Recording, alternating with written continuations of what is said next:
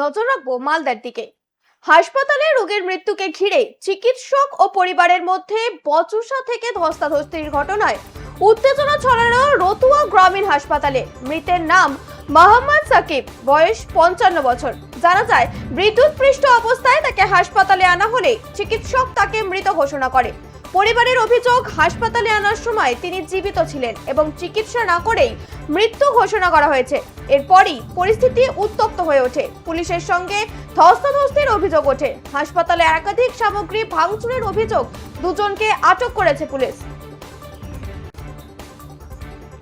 যেমনটা জানা যাচ্ছে, হাসপাতালে রোগীর মৃত্যুকে ঘিরে চিকিৎসক ও পরিবারের মধ্যে বচসা থেকে ধস্তাধস্তির ঘটনায় উত্তেজনা ছড়ালো রতুয়া গ্রামীণ হাসপাতালে।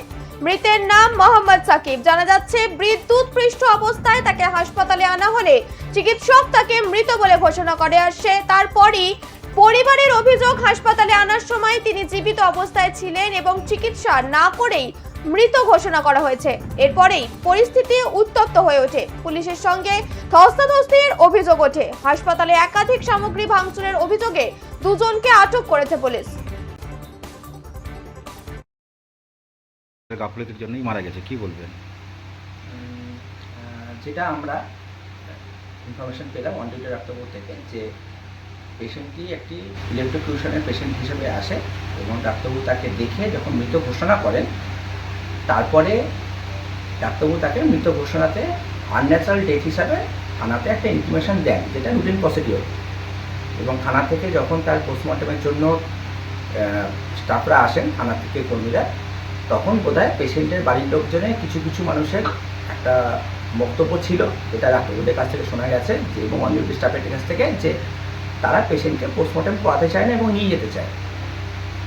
তারপরে ডাক্তারবাবুর প্রতি এবং হাসপাতালে ইনডোরে এমার্জেন্সির প্রতি কিছু উত্তেজিত মানুষ চড়াও হন এবং এমার্জেন্সি ছুঁয়ে লেবার রুমের দিকে তারা ছুটে যান এবং সেখানে লেবার রুমের কাছে দরজার ওখানে তারা আঘাত করেন। পুলিশ সেই সময় বাইরে ছিলেন, কারণ তারা অলরেডি পোস্টমর্টমের প্রসিডিওর যেটা হসপিটাল থেকে পাঠানো হয়েছিল সেটার জন্য তারা এসেছিলেন। তারা ব্যাপারটাকে সামাল দেন। তো চিকিৎসা গাফিলতির ব্যাপারটা এই মুহূর্তে তদন্ত সাপেক্ষ, এই নিয়ে আমরা এখন মন্তব্য করতে পারবো না। আমরা ঊর্ধ্বতন কর্তৃপক্ষকে জানিয়েছি, যেটুকু ঘটনা এখন অবধি আমাদের সামনে আমরা পেয়েছি সেটুকুই বললাম।